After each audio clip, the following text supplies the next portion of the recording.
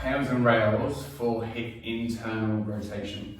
So you go into a 90-90 position, and we're going to be working, in this pose I'm working on my trail leg internal rotation.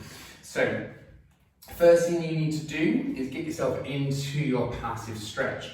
So you can either go arms towards the back leg or hands behind you and rotate the body towards the back leg.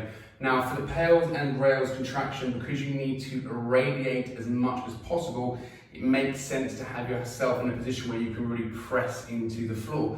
So depending on where your end range stretch is, your hands might be here, your hands might be around the shin. It's going to vary depending on your own end range. So you get yourself into that passive stretch, chest is up, I'm trying to turn my zipper and my belly button towards this leg, and I can feel the tissue on the internal side of the hip lengthening out. So let's say we've done a 2-minute passive hold, and then we're going to start our rails contraction. So the first contraction is to contract the tissue on the front portion of the hip, and we're looking here to actively internally rotate as hard as we can. So imagine you're trying to raise the foot, big toe and heel off the floor and rotate it over the knee. So you hold that position. Of course, you're in end range, there should be no movement. You start to ramp up the contraction, 10% of your max. So imagine you've got a little scale under the big toe joint and the heel, and you're trying to get that scale to register 0. Start to bring the contraction up to 30% effort. Start to squeeze a little bit harder, pressing the hands into the floor, locking that rib cage down, ramping up tension to 50% effort. Continue to ramp up tension to 80% effort.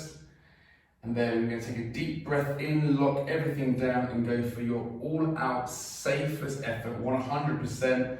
Lift off for 10, 9, 8, 7, 6, 5, 4, 3, 2, 1, and then you gradually let that contraction drop down before reversing the contraction. And now you're going into the rails contraction. So now you're pushing your foot as hard into the ground as possible. Try to rotate your foot and your shin into the floor. Try to rotate your torso as far around toward that back leg as possible. Try to pull yourself as far into the stretch as you can for 10 seconds, and then you relax that contraction and you hold your new end range. And that's the end of the first set of PAILs and rails, and you're going to do that for the prescribed sets in your workout.